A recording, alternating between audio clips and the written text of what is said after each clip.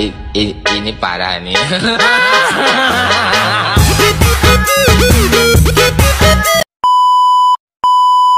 Assalamualaikum warahmatullahi wabarakatuh.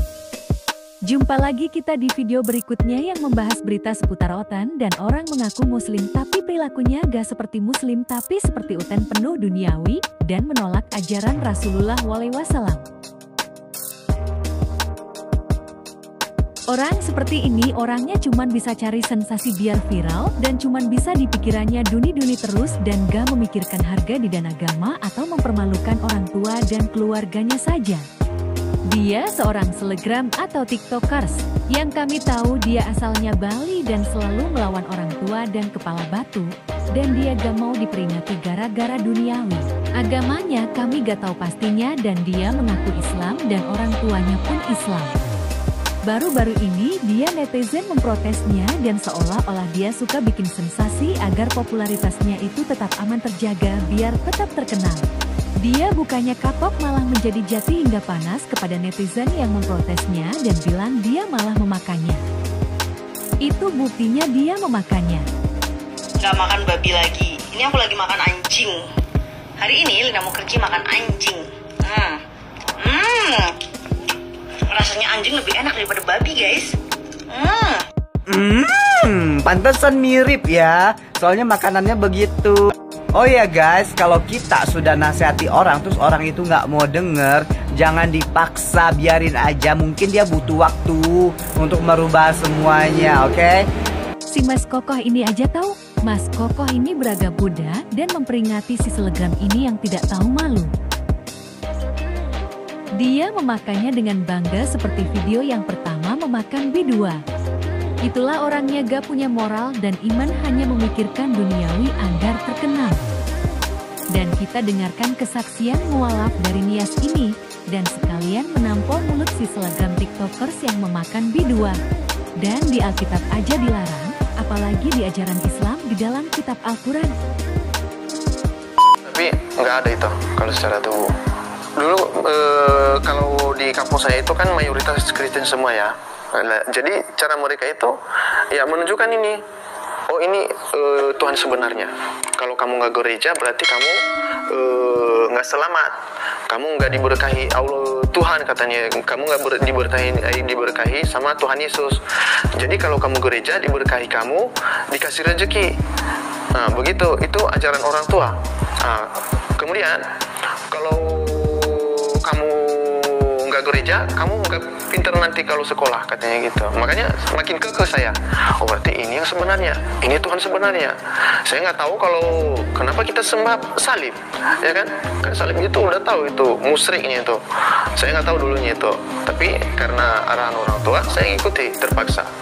Tapi setelah itu saya masuk Islam, ya itu saya nggak mau tahu lagi itu kayu itu sama begitu. Semenjak udah Islam, ya saya kekeh sama Allah satu, itu Rasul, para nabi-nabinya, percaya di situ, percaya kepada Ismail, Ishak begitu, Ibrahim, ya kan? Kalau di Kristen nggak ada itu, nggak percaya itu. Siapa itu? Yang penting yang satu aja itu Tuhan Yesus. Kalau satu ya satu katanya gitu. Nah, makanya saya kekeh, oh berarti kalau Tuhan itu ini ya orang ya.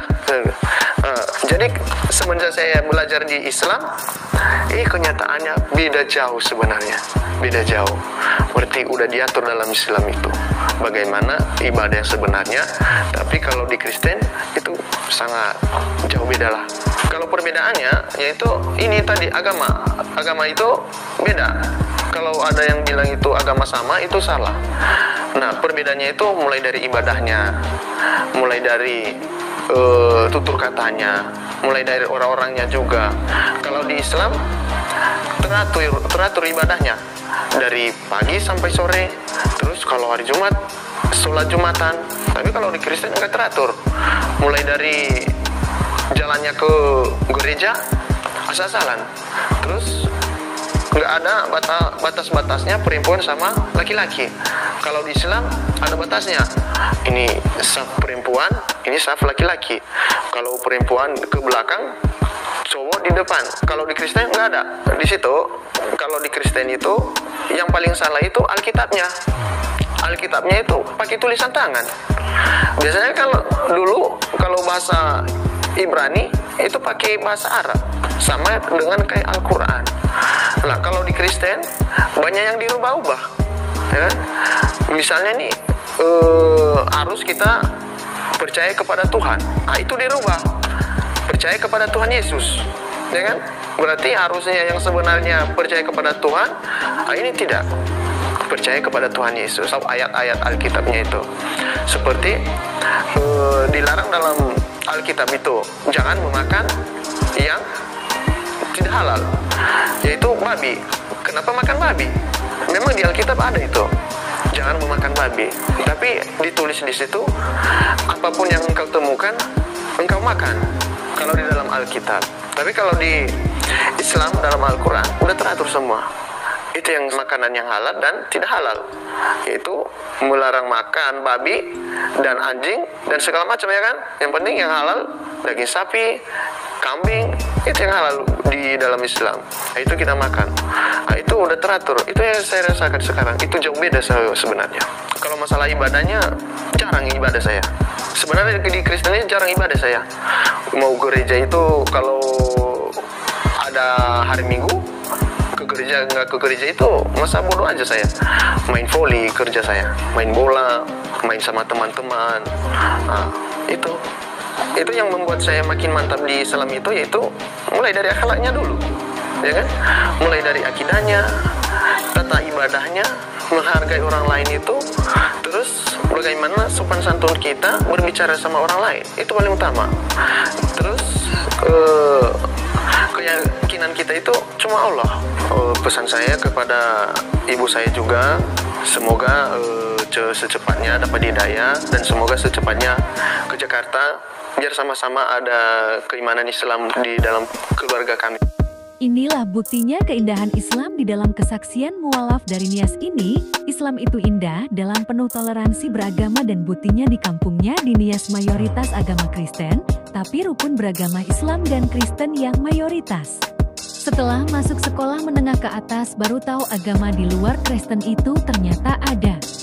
Di Nias tumbuh Islam di dalam mayoritas seiring banyaknya Kristen di tengah minoritas Islam di dalamnya, dan walaupun satu suku tapi agama beda tetap menunjung tinggi tingkat toleransi agama di sana, gak seperti di luar Nias. Seperti di kota-kota besar banyak yang anti-Islam dan menjadi lahannya cari uang untuk menghujat Islam demi konten, demi uang, dan sampai Tuhannya pun ikut dihujat demi uang. Oke, sekian dulu video berita ini dan jangan lupa didukung dengan cara subscribe agar channel ini cepat berkembang, agar oten-oten anti-Islam agar punah, biar yang di oten Kristen ini gak menghujat Islam atau memurtadkannya. Kalau ada yang salah dalam narasinya pembawaan di video ini, mohon maaf atas kesalahannya dan sekalian terima kasih. Dan kita sudah menyambut bulan suci Ramadan, dan agar kita terhalang dalam godaan duniawi dan selamat berpuasa. Assalamualaikum warahmatullahi wabarakatuh.